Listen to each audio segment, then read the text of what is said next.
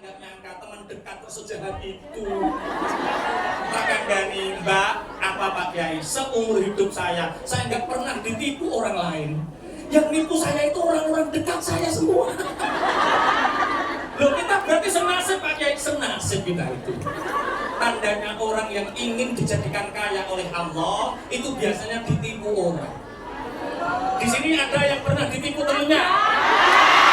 Yang pernah ditipu temennya angkat tangan. Ikhlaskan, itu tanda, itu sinyal panjenengan akan diberi kekayaan yang melimpah oleh Allah. Syaratnya ikhlas. Ono sing bantah ngene Pak Yai, aku yo ikhlas, tapi aku ora iso lali.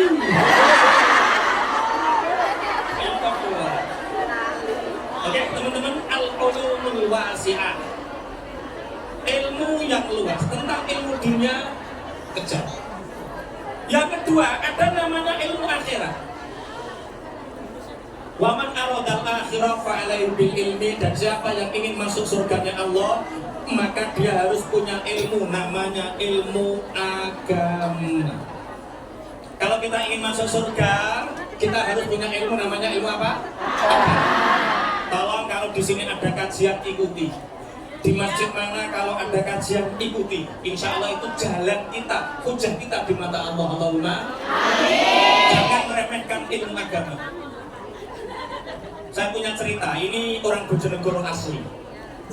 Ceritanya begini, dia itu dari kecil sekolah. Sekolahnya bener teman-teman, bagus sekolahnya. Sekolahnya di sekolah favorit, mulai SD, SMP, SMA. Tapi dia meremehkan ngaji. Dia meremehkan ngaji, enggak ke musola, hanya sholat, enggak ke TPI, enggak ke madrasah diniyah. Dia pokoknya sekolah sampai kuliah di Jakarta. Dia sholat. Jadi orang baik juga nggak pernah mabuk, juga nggak pernah pacaran, juga nggak pernah maling. Karena apa? Ya orang tuanya baik, lingkungannya baik, teman-temannya baik, kerabatnya baik, sehingga anak ini tetap jadi anak baik. Ya sholat, tapi pangapunten tidak bisa ngaji. Kemudian dia S3. Setelah S3 diterima di salah satu badan usaha milik negara BUMN di Jakarta, gajinya 25 juta. Teman-teman sahabat semua, pangapunten, seandainya panjenengan punya anak gadis, punya anak perawat, dilamar oleh seorang pemuda, gajinya 25 juta, tapi dia tidak ngaji, dia tidak bisa baca Quran, kira-kira lamaran ini diterima atau ditolak?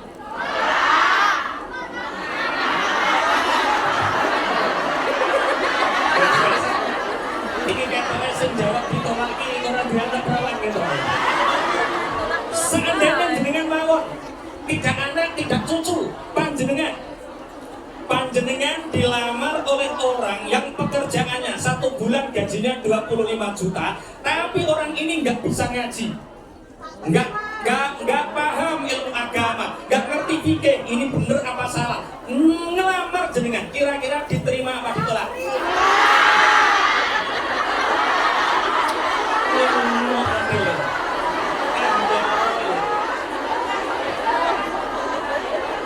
Dengan pangapunten, kalau nerima suami itu ditanya ngajinya di mana atau kerjanya di mana. Alhamdulillah. Makanya tidak terangkan. Sama. Dia gajinya 25 juta pulang teman-teman. Pulang ke Bojonegoro ketika mudik bulan Ramadan, jalan-jalan di pasar. Jalan di pasar ketemu sama temen SMA-nya, namanya Hasanah. Dek, iya mas, sama Hasanah toh dek, iya mas. Lu kok sendirian, suaminya mana, anaknya mana? Kata Hasanah ini, mas, sampai jadi wong lanang kok gak pernah peka toh mas. Jadi orang laki-laki kok gak peka toh mas, gak peka apa toh dek, sampai rakyat ngerti toh mas. Sejak SMA dulu, sampai rakyat ngerti aku ki seneng sampean. Terus terang mas, sejak sampai di Jakarta, kuliah, sampai kerja, terus terang mas, saya nggak bisa move on sama sampean. Akhirnya anak yang nggak pernah ngaji ini jawabnya gini, Dek, saya tahu Dek sampean seneng sama saya. Cuman sampean ingat ketika pertama kali saya kerja, saya tanggung jawab Dek, saya ngelamar sampean Dek. Saya datang ke rumah sampean, saya ditanya oleh bapaknya sampean, kok kesini mau apa Mas? Silaturahim Pak. Yang kedua, saya sama anaknya bapak itu sudah menjalin hubungan. Anak bapak seneng sama saya juga cinta, saya ingin tanggung jawab, saya ingin melamar putri bapak. Jawaban bapaknya sampean piye, Dik? Sampean bisa ngimami tahlil, Mas? Enggak bisa. Ya sudah, tahlil sendiri. Enggak bisa. Diambilkan Quran, Dik. Dibuka, tolong Mas, baca. Sampean enggak bisa baca Quran, Mas? Enggak. Sampean enggak bisa ngimami tahlil? Enggak. Maaf, Mas. Anak perempuan ini tak gadang-gadang punya suami yang bisa jadi imam dunia dan akhirat. Sedangkan sampean nggak bisa ngaji, sampean nggak bisa apa-apa tentang ilmu agama. Pangapunten Mas, carilah jodoh yang lain. Tinggalkan anak saya, cut off anak saya. Saat itu Dek, hatiku perih. Sakit Dek, sakit. Saya sudah tanggung jawab, tapi sama bapak sampean ditolak. Mas, apa Dek? Itu sudah 4 tahun yang lalu Mas, itu sudah 4 tahun yang lalu, tolong dilupakan. Lah kenapa Dek? Tolong lamar lagi Mas, saya lamar lagi. Tidak Dek, saya tidak ingin mengulang luka yang sama. Harga diri, Enggak Mas, kali ini pasti diterima. Pasti diterima. Lah kenapa Dek? Bapak sudah meninggal Mas. Bapak sudah meninggal. Ya sudah kalau gitu, dilamar, punya anak 2 bahagia, alhamdulillah, dibawa ke Jakarta. Pulang lagi, bertahun-tahun pulang lagi, jalan-jalan lagi ke pasar, ketemu sama temennya SMA, namanya Aminah. Loh, sama Aminah kayak Dek? Iya Mas, aku Aminah. Loh, anakku seluruh Dek. Iya, aku ngerti Mas, aku udah nikah karo Hasanah ke iya Dek. Lah kok sampean di bojone anake? Saya belum nikah Mas. Loh, gimana kok bisa belum nikah? Mas, saya ini tulang punggung keluarga Mas. Saya ini tulang punggung keluarga. Saya punya ibu usianya 60 tahun. Saya punya mbak usianya 85 tahun. Saya punya bude yang nggak nikah, nggak punya anak, usianya 75 tahun. Jadi satu rumah itu 4 wanita, tulang punggungnya saya Mas. Jadi kalau ada laki-laki yang seneng sama saya, wedi karo ngoni-ngoni wong itu Bapak. Akhirnya suami ini pulang. Bu, ada apa Bapak? Sampean ingat Aminah, loh ingat kok Bapak wong teman kita gitu kok. Kasihan Bu ya, gini kasihan. Bapak sampean kok katanya simpati karo Aminah. Ingin nolong. Ya, aku ya mau. Kalau ingin nolong sekalian yang bener Bapak, sekalian yang halal. Lah caranya gimana? Nikah, lebih baik nikah 2 bahagia Bapak daripada nikah 1 tapi sengsara. Kalau sih setuju, tapi begini Bapak, sampai gajinya sekarang sudah 30 juta, ya Bu. Yang 25 juta saya dan 5 juta Aminah, nggak apa-apa. Di Jakarta panjenengan 3 bulan, di Bojonegoro hanya 7 hari, nggak apa-apa. Yang penting kalau Aminah mau dibantu dengan seperti itu, nggak apa-apa. Saya ridho, saya juga ingin berbagi kebahagiaan dengan teman saya. Yo, ditelepon ini, oke, deal.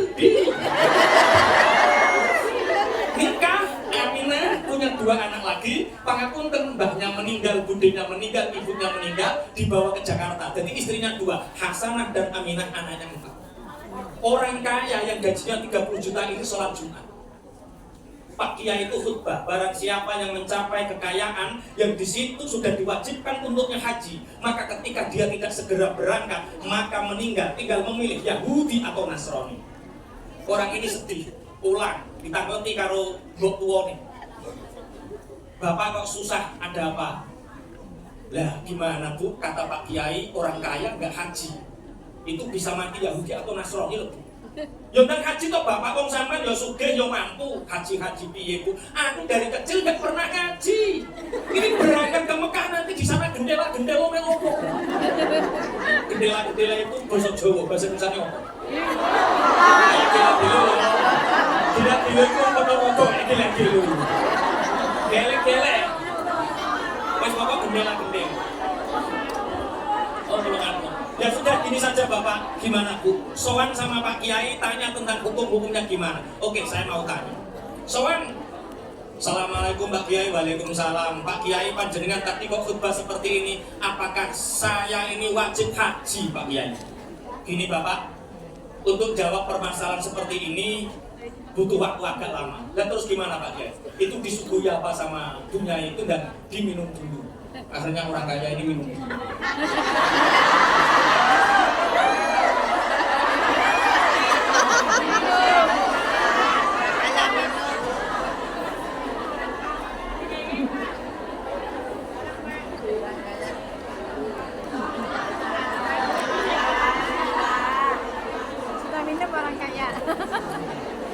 Apakah adabnya orang minum itu seperti itu Pak Genji?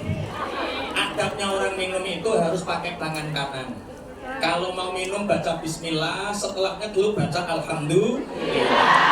Kemudian bibir itu harus ditutup dengan jari atau dengan tangan. Karena makruh ketika kita minum tanpa menutup bibir. Dan terus diusapi, ya tadi kan belum ada tisu, makanya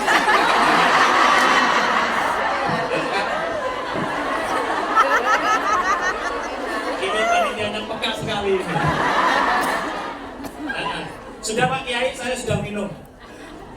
Terus wajib, tapi gimana Pak Kiai? Saya dari kecil nggak pernah ngaji Pak Kiai. Gampang. Urusan agama ya siru wala tu'asiru. Urusan agama permudah, jangan dipersulit. Sudahlah, sampai berangkat haji, ajak istri-istri, ajak anak-anak. Haji plus langsung berangkat, ya Pak Kiai. Terus bagaimana doa-doanya Pak Kiai? Pakai rukun wajibnya haji, ganti dengan doa ayat Al-Quran apapun yang kamu bisa hafal. Ayat kursi hafal apa tidak? Lah itu Pak Kiai. Ayat kursi itu bulut Pak Kiai. La tak khudu bulut. Sudah, kalau nggak hafal nggak apa-apa. Setiap hari panjenengan sholat tuh Bapak? Iya Pak Kiai, saya sholat. Berarti setiap sholat Anda baca Fatihah? Betul Pak Kiai, saya baca Fatihah. Dan terus? Ya sudah berangkat haji, rukun wajibnya haji ganti dengan doa Fatihah itu. Pangapunten Pak Kiai. Apalagi saya Fatihah itu hafal tapi sering terbalik Pak Kiai. Terbalik gimana? Kadang-kadang maliki yaumiddin, kadang-kadang maliki muddin. Astagfirullah kata Pak Kiai. Tolong Pak, tolong belajar baca Al-Quran. Ikuti TPI taman kawak-kawak seperti ini. Kalau di Hongkong ada TPI Miftahul Huda, ada TPI Ma'arif NU. Ikuti taman kawak-kawak itu. Ngerti taman kawak-kawak ya? Belajar Quran untuk orang yang sudah kawak-kawak. Gak terlambat. Dan terus gimana haji saya baik? Pun. Sampai hafal doa apa yang panjenengan tidak pernah salah. Satu Pak Kiai. Saya hafal doa Rabbana atina fid dunya wa fil akhirati wa qina adzab. Oke kata Pak Kiai, berangkat haji. Ajak istri dan anak-anakmu. Istrinya Hasanah diajak, Aminah diajak, Bojonegoro sampai Surabaya 3 jam, Surabaya sampai Jeddah 12 jam, Jeddah sampai Madinah 6 jam. Beberapa hari di Madinah, kemudian mawasimul hajj, ketika musim haji, ambillah mikot, berganti pakaian ihram. Ini saya ceritakan haji agar kita terinspirasi dan semoga dimudahkan oleh Allah. Nah, mulai dari mikot, panjenengan bayangkan saja, orang-orang sudah disunahkan untuk membaca talbiyah. Orang-orang membaca labbaik Allahumma labbaik, labbaik la syarika lak labbaik. Orang semua membaca talbiyah. Wong Bojonegoro sak omah ki, Rabbana atina fid dunya wa fil akhirati hasanah wa qina adzab. Sampai Mekah itu. Sampai Mekah Orang-orang mengambil sejajar antara Hajar Aswad dengan dirinya. Kemudian untuk salam, Bismillah, Allahu Akbar, Bismillah, Allahu Akbar, Bismillah, Allahu Akbar. Orang-orang membaca doanya tawaf, Subhanallah, Alhamdulillah, La ilaha illallah. Doa tawaf dibaca. Orang ini Rabbana atina hasanah wa fil akhirati hasanah wa qina adzaban. Baru dapat 2 kali putaran. Istrinya yang bernama Aminah marah karena PDW. Bapak, ada apa toh? Saya sebagai istri kedua, istri muda, kurang sabar apa Bapak? Gaji panjenengan 30 juta, saya dikasih 5 juta, saya ikhlas, saya ridho Pak. Sampai di Jakarta 3 bulan, di Bojonegoro hanya 7 hari, saya ikhlas, saya ridho Pak. Ini haji mulai Madinah sampai Mekah, hasanah terus saya. Hasanah terus saya ridho. Nah ini sudah di tempat yang paling mulia, dekatnya Ka'bah, kok hasanah terus? Aminah kapan? Teman-teman para muda, kabarnya kalau suami yang istri mudanya marah, biasanya mudah oleng kan ini. Putaran yang ketiga itu doanya diganti. Rabbana atina fid dunya hasanah wa fil akhirati hasanah.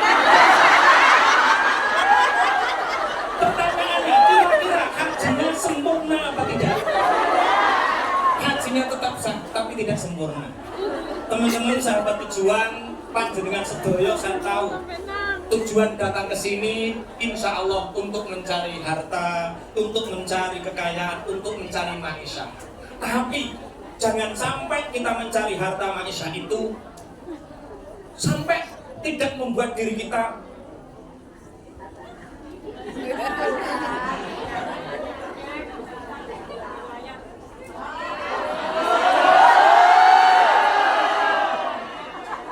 jadi 5 menit lagi.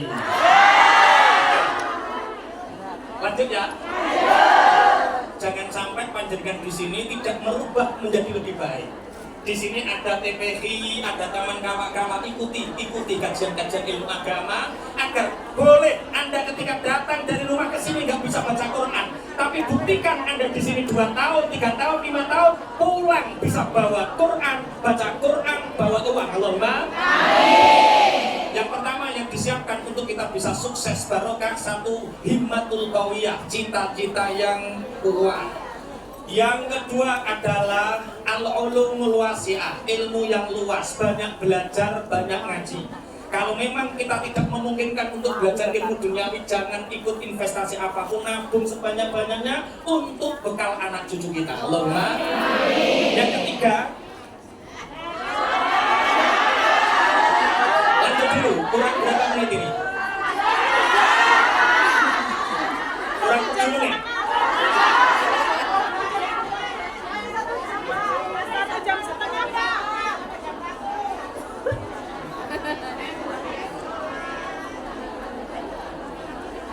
Jam 11 kita sholawat untuk infak, jam 11 maksudnya, jam 11 sholawat. Kemudian ini baru 2, 3. Nanti ada session berikutnya, besok ada session inti yang utama itu besok pagi sama siang mungkin ya, ikuti. Oke. Yang ketiga, ini masih ada 7 menit sebelum kita bersolawat, kumpulkan infak. Yang ketiga, siapkan al-farohat. Al-farohat itu apa? Kebahagiaan. Teman-teman sahabat pejuang, jawab dengan jujur. Kaya dulu baru bahagia, atau bahagia dulu baru kaya? Banyak yang mengatakan kalau uang saya banyak, saya bahagia. Banyak yang mengatakan kalau anak saya pejabat, saya bahagia. Resepnya bahagia dulu, baru bisa kaya uang, bisa kaya hati. Kira-kira panjenengan seneng kaya uang atau kaya hati? Kaya uang belum tentu kaya hati. Kalau kaya hati belum tentu punya uang. Kedua-duanya ini menjadi penggabungan, pangapunten, al-farah, kebahagiaan. Hari ini kenapa rezeki ini seakan-akan sempit? Kita banting tulang, tapi kita seakan-akan belum mendapatkan apa-apa. Ada yang seperti itu? Kita semakin bekerja keras, seakan-akan rezeki semakin sempit. Ada yang seperti itu? Berarti ya pasti itu rasa mergawe tambah salah. Teman-teman, bahagia dulu. Caranya bahagia, satu, perbaiki hubungan kita dengan Allah. Yang mungkin sholat kita masih bolong-bolong, lebih. Mungkin kita jarang duha, disergepi. Mungkin jarang tahajud, disergepi. Aku kesel Pak Kiai. Wong wis kerja seharian kok cik sampai papa tahajud. Tahajud tidak harus malam Ibu, sampai sholat isya saja. Sholat isya habis itu langsung badiah 2 rakaat, habis itu tutup 1 kali witir, sampai tidur sampai subuh. Maka semalam suntuk Anda sudah diberi pahala yang seperti orang yang bertahajud. Saya mau nyamin ratau tahajud kan? Aku mau ngecek sih tak amin nggak tahu tahajud kan? Ini memang strategi, cocok ini. Yang punya masalah dengan Allah, perbaiki. Dari masalahmu karo Allah, dekati Allah, maka Allah akan memberikan apapun yang kita inginkan. Satu, hubungan kita dengan Allah perbaiki.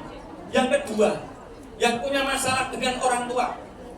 Orang tua itu siapa Pak Kiai? Al-abna'u atau abna'uka thalathatun. Bapak, ibumu, orang tuamu itu 3.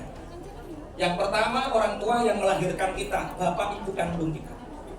Yang kedua, orang yang memberikan jodohnya kepada kita, namanya siapa? Mertua. Yang ketiga, orang yang ngajari ilmu kepada kita, namanya guru. Yang punya masalah dengan orang tua, perbaiki, minta maaf. Yang punya masalah dengan mertua, ada di sini yang punya masalah dengan mertua, telepon minta maaf.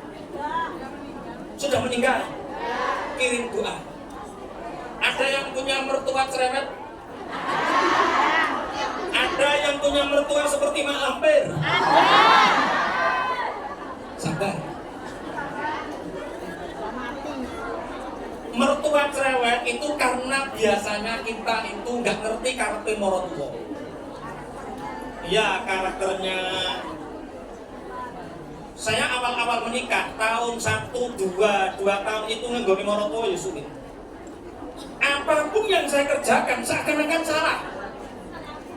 Aku rono keliru, aku rene keliru, aku mono keliru, aku ngene keliru. Ki piye to mertua iki? Suatu saat saya ketika jam 6 pagi ngajar sampai hari ini, saya kalau jam 6 pagi itu ngajar santri-santri itu, saya baca ketika itu kitab Muftarul Ahadits. Ada satu hadis, tahadau tahabau. Salinglah kalian memberi hadiah, maka kalian akan saling mencintai. Saya baca hadis ini berabak nangis, ini jawabannya. Istri tak peluk, dek, ini jawabannya, dek. Apa mas?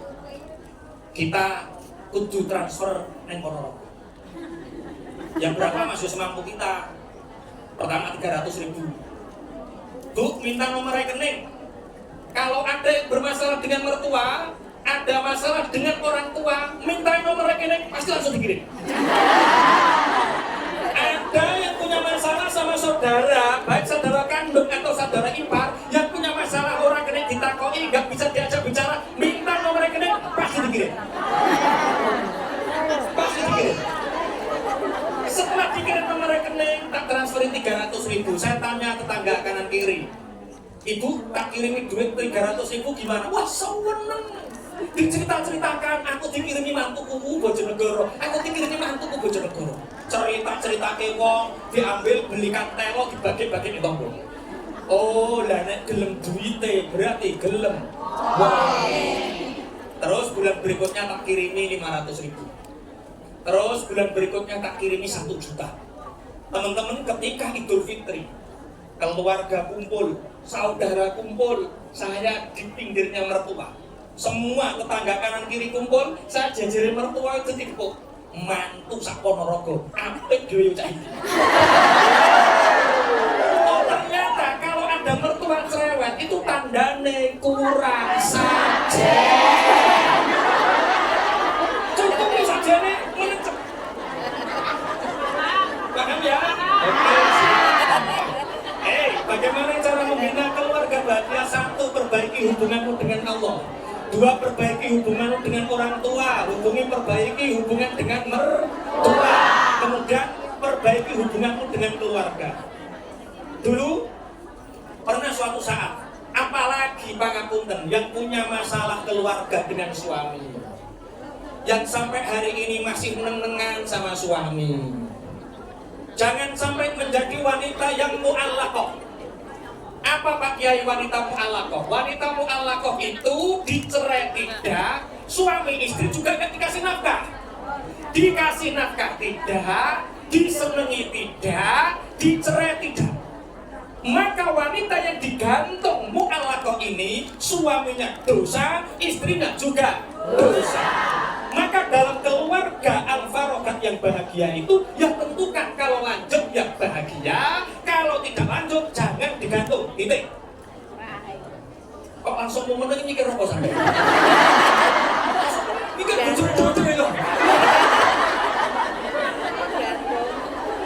Ingat, kita umat Islam jangan menjadi wanita yang digantung.